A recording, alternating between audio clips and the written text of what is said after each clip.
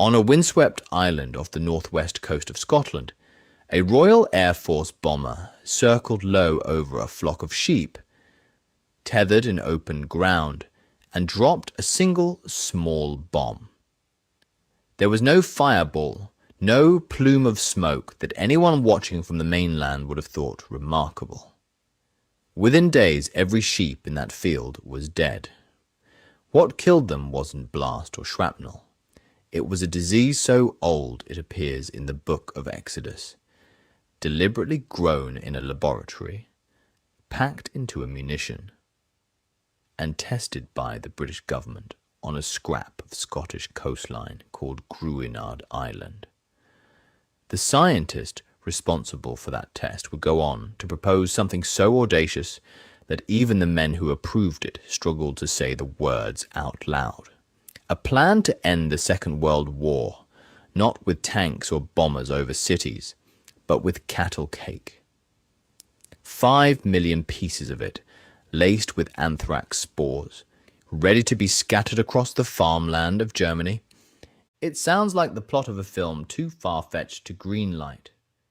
A biological weapon disguised as animal feed, built to starve an enemy nation by killing its livestock, and in the process, very likely killing the farmers and their families who handled the meat. Churchill's government took it seriously enough to manufacture the cakes, seriously enough to store them, seriously enough that only the timing of Germany's collapse decided whether they were ever used. To understand how a national government arrived at that point, you have to go back to a quiet, unglamorous research station in the Wiltshire countryside and to a bacteriologist named Paul Fields, who believed Britain was already losing a war nobody else could see. By 1940, Britain stood essentially alone against Germany, and its scientific establishment was haunted by a specific fear: that Hitler's regime, having already shown its willingness to break international norms, might turn to biological weapons first. Intelligence reaching London was patchy and often unreliable, but the anxiety was real, and it was shared at the highest levels. Winston Churchill, never a man to dismiss an unconventional idea purely because it was unconventional, backed the creation of a small, secretive scientific effort to investigate what biological warfare might actually look like in practice, and whether Britain needed a deterrent, or worse, a weapon of its own. That effort was based at Porton Down, the government's chemical and biological research establishment, and its driving intellect was Paul Fields, a bacteriologist who had spent the interwar years working on wound infections and who now turned his expertise toward anthrax. Anthrax was chosen for reasons that were, in a cold clinical sense, entirely logical. Bacillus anthracis forms spores that can survive for years, even decades lying dormant in soil. It kills livestock efficiently, and importantly for Fields' purposes, it was already a familiar disease to agricultural communities, meaning outbreaks might initially be mistaken for a natural event rather than an act of war. Fields and his team began working with small quantities of the bacterium, refining how it could be grown, concentrated, and dispersed. But laboratory theory only goes so far. To know whether an anthrax weapon could actually work at scale in real weather against real animals, they needed a field trial. And a field trial meant finding somewhere isolated enough that the results of a successful test wouldn't simply blow back onto the researchers themselves. Gruinard Island, half a mile off the coast of Wester Ross in the Scottish Highlands, seemed to answer every requirement. Uninhabited, roughly a mile long, close enough to the mainland for scientists to reach it by boat, remote enough that its permanent contamination wouldn't threaten a population centre. In the summer of 1942, the government requisitioned the island under wartime emergency powers, paying compensation to its owner, and Filder's team from Porton Down set up their trial. Sheep, chosen because their physiology made them a reasonable proxy for the way anthrax might behave in cattle, were tethered at set distances from small bombs packed with anthrax spores. The bombs were detonated. The scientists withdrew and waited. The results left no ambiguity. Sheep exposed to the resulting aerosol cloud began dying within days, and post-mortem examination confirmed massive anthrax infection, consistent with what the researchers had hoped, in a grim professional sense, to see. The weapon worked. Airborne anthrax spores, released from a relatively simple munition, could reliably kill grazing livestock at a distance, and the spores themselves would remain viable in the soil long after the animals were gone.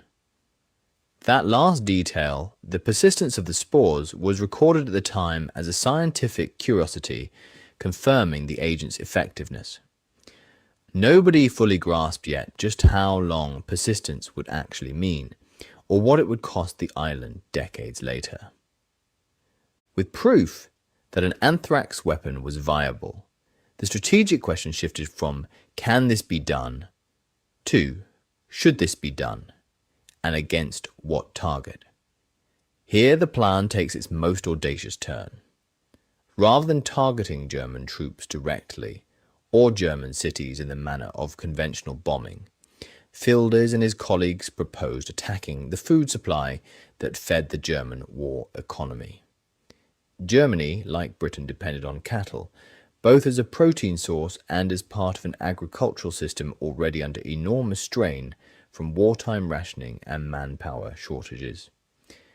If that cattle population could be devastated across a wide area simultaneously, the reasoning went, the resulting collapse in meat and dairy production could cripple German civilian morale and industrial capacity in a way that months of conventional bombing had struggled to achieve.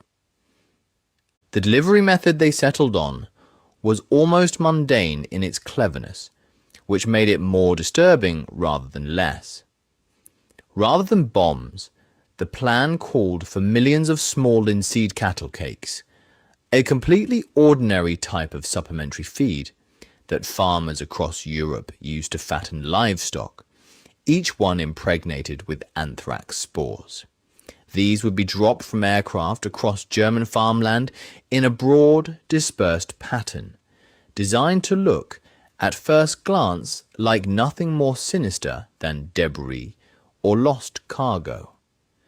Cattle grazing in the fields would eat the cakes as they would any other feed, contract anthrax and die, seeding the surrounding pasture with spores that could linger for years. The plan carried the deliberately bland codename Operation Vegetarian, a title that reads today as almost darkly comic, given what the cakes were actually designed to do. By early 1944, the plan had moved from proposal to production. The Ministry of Supply placed orders for the manufacture of linseed cattle cakes on an industrial scale, and Porton Down scientists worked on producing enough concentrated anthrax slurry to impregnate them. The scale of what was actually built is the detail that tends to stop people cold. Approximately 5 million cakes were manufactured, along with sufficient anthrax slurry to treat them, stored and ready should the order come to deploy them. This was not a paper exercise or a contingency sketched on a memo. It was a fully realized weapons program, sitting in storage, waiting on a decision that rested ultimately with Churchill's war cabinet. The plan called for Royal Air Force bombers, likely Lancasters given their range and payload capacity, to scatter the cakes across German agricultural regions in a single, coordinated release intended to hit the country's cattle population before any countermeasure could be organized. Some planning estimates suggested the operation, if launched, could be ready to proceed as early as the summer of 1944, aligned with the period around the Normandy landings, when any additional pressure on German war production and civilian morale would carry maximum strategic value. The timing was not incidental. If Operation Vegetarian was ever going to tip the balance of the war, it needed to land while Germany was already absorbing the shock of a second front. And yet it was never launched.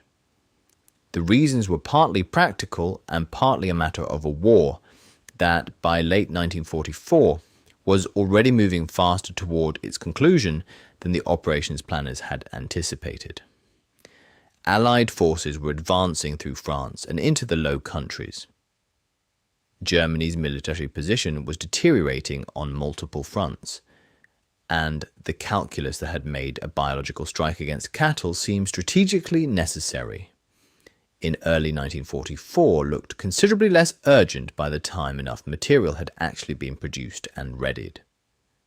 There was also the darker, quieter concern that hung over the whole program from the start.